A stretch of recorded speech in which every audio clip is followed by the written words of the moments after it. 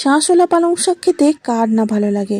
আর আমরা বাঙালিরা তো সবার প্রিয় হচ্ছে শীতকালে এই শাক। দেখা মাত্রই নিয়ে সে বাড়িতে কেটে বেছে একেবারে রান্নার কড়ায়।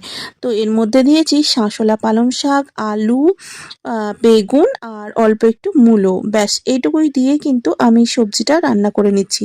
দেখো, প্রথমে দিয়েছি তেলের মধ্যে তেজপাতা, পাঁচফোড়ন, তারপরে সমস্ত উপকরণগুলো একসাথে দিয়ে সুন্দর করে নেড়ে চেড়ে ভেজে নিচ্ছি। তারপরে অ্যাড করে দিলাম অল্প করে একটু নুন স্বাদ মতন, আর তারপরে দেখো লঙ্কা হলুদের গুঁড়ো।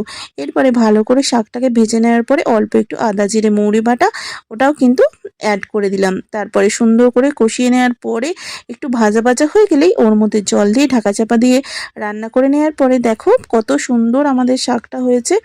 তো নামাবার একটু আগে দিয়ে দিলাম অল্প করে চিনি, ব্যাস চিনি ছড়িয়ে দিলেই কিন্তু শাকটা খেতে আরও দ্বিগুণ স্বাদ বেড়ে যায়। তো তোমাদের কার কার এরকম করে খেতে ভালো লাগে অবশ্যই কমেন্ট করে বলো।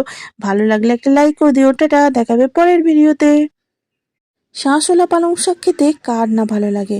আর আমরা বাঙালিরা তো সবার প্রিয় হচ্ছে শীতকালে এই শাক। দেখা মাত্রই নিয়ে সে বাড়িতে কেটে বেছে একেবারে রান্নার কড়ায়। তো এর মধ্যে দিয়েছি শাঁসওয়ালা পালং শাক, আলু, বেগুন আর অল্প একটু মূলো, ব্যাস এইটুকুই দিয়ে কিন্তু আমি সবজিটা রান্না করে নিচ্ছি। দেখো, প্রথমে দিয়েছি তেলের মধ্যে তেজপাতা, পাঁচফোড়ন, তারপরে সমস্ত উপকরণগুলো একসাথে দিয়ে সুন্দর করে নেড়ে চেড়ে ভেজে নিচ্ছি। তারপরে অ্যাড করে দিলাম অল্প করে একটু নুন স্বাদ মতন, আর তারপরে দেখো লঙ্কা হলুদের গুঁড়ো।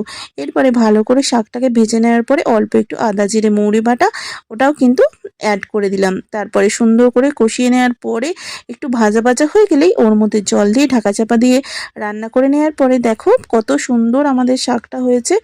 তো নামাবার একটু আগে দিয়ে দিলাম অল্প করে চিনি, ব্যাস চিনি ছড়িয়ে দিলেই কিন্তু শাকটা খেতে আরও দ্বিগুণ স্বাদ বেড়ে যায়। তো তোমাদের কার কার এরকম করে খেতে ভালো লাগে অবশ্যই কমেন্ট করে বলো। ভালো লাগলে একটা লাইক করে দিও। টাটা, দেখাবে পরের ভিডিওতে।